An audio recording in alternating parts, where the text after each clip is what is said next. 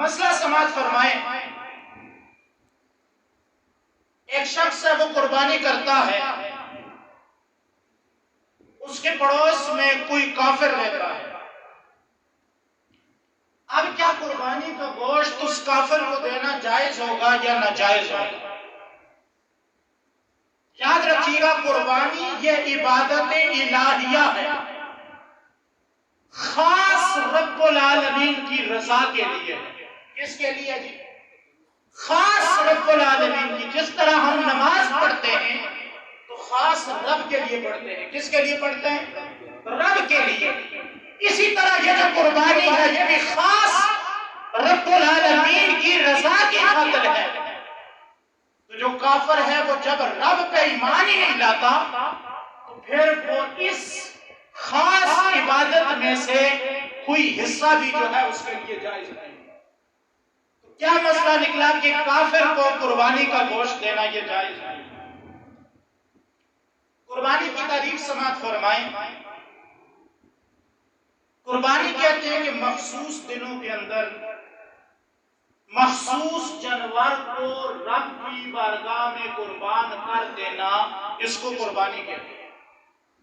مخصوص دنوں میں مخصوص جانور کو رب کی بارگاہ میں قربان کر دینا، اس کو قربانی کہتے ہیں۔ مخصوص ایام ہیں اور مخصوص جانور ہیں۔ اب وہ ایام کون سے ہیں کہ جن کے اندر بندہ قربانی کرے گا، اور وہ جانور کون سے ہیں کہ جن کی قربانی جائز ہے؟ ایام جو ہے وہ 10 ذی الحجہ سے لے کر عید الاضحیٰ کی نماز کے فوراً بعد سے لے کر 12 ذی الحجہ کے غروب آفتاب سے پہلے بندہ قربانی کر سکتا ہے۔ یہ کتنے دن بن گئے جی؟ 10، 11 اور 12۔ 3 دن بندہ رب کی بارگاہ میں قربانی کر سکتا ہے۔ ان 3 ایام سے پہلے کسی نے قربانی کی یا بعد میں کی تو وہ قربانی نہیں ہے، وہ صرف اور صرف گوشت ہے، وہ قربانی نہیں ہے۔ کسی نے 1 منٹ پہلے چھری چلا دی، اس کی بھی قربانی نہیں ہے، اور کسی نے 1 منٹ بعد چھری چلائی، اس کی بھی قربانی نہیں ہے۔ غروب آفتاب سے پہلے چھری کا چل جانا 12 ذی الحجہ کو یہ شرط ہے، اور عید الاضحیٰ کی نماز کے بعد چھری چلانا یہ بھی شرط ہے۔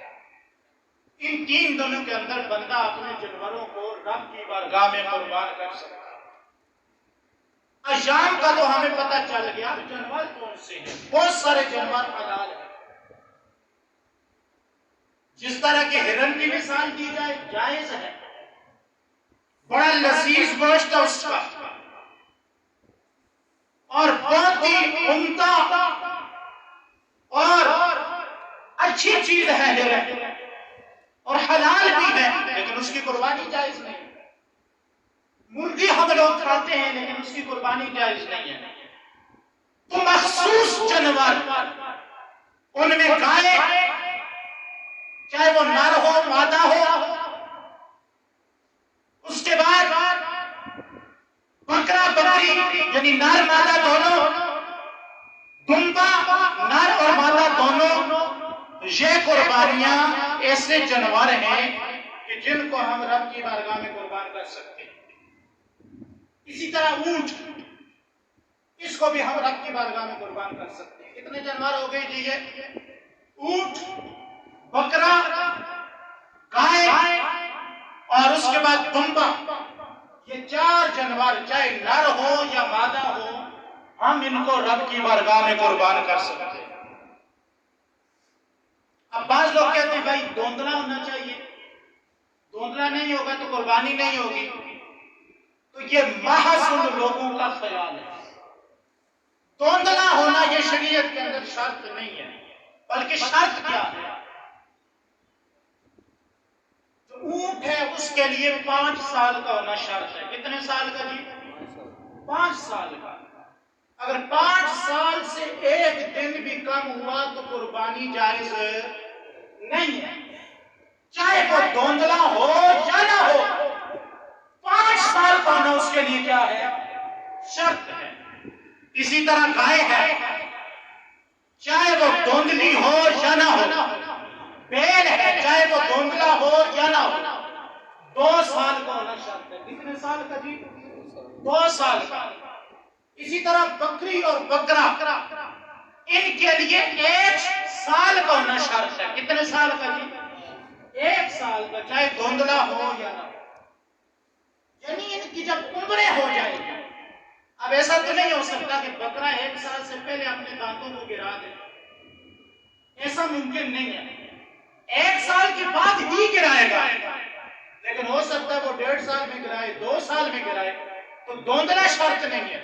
جیسے ہی وہ 1 سال کا ہو جائے گا، اس کی قربانی جو ہے وہ ہم جائز ہو جائے گی، ہم اس کو رب کی بارگاہ میں قربان کر سکتے ہیں. اسی طرح دمبا، اس کے لیے 1 سال کا ہونا ضروری ہے. اگر دور سے دیکھنے میں یہ لگتا ہے کہ یار یہ سال سے اوپر کا ہوگا، حقیقتاً وہ 6-7 ماہ کا ہے، لیکن دیکھنے میں وہ تر و تازہ لگتا ہے. سال سے اوپر کا لگتا ہے تو دمبے کی قربانی یہ سال سے کم بھی ہوا تو جائز ہے. اونٹ کتنے سال کا ہوگا جی؟ 5 سال کا. کتنے سال کا؟ سارے بولیں گے تو یاد ہو جائے گا. کتنے سال کا ہوگا جی؟ گائے کتنے سال کی ہوگی؟ 2 سال کی. اور بکری اور بکرا کتنے سال کے ہوں گے جی؟ سال کے ہوں گے. اور دمبے کے لیے بھی سال، لیکن اگر 6 ماہ کا اور دور سے دیکھنے میں لگتا سال کا ہے تو اس کی بھی قربانی کیا ہو جائے گی؟ جائز ہو جائے گی. یہاں تک ہم نے سیکھا. اب ہم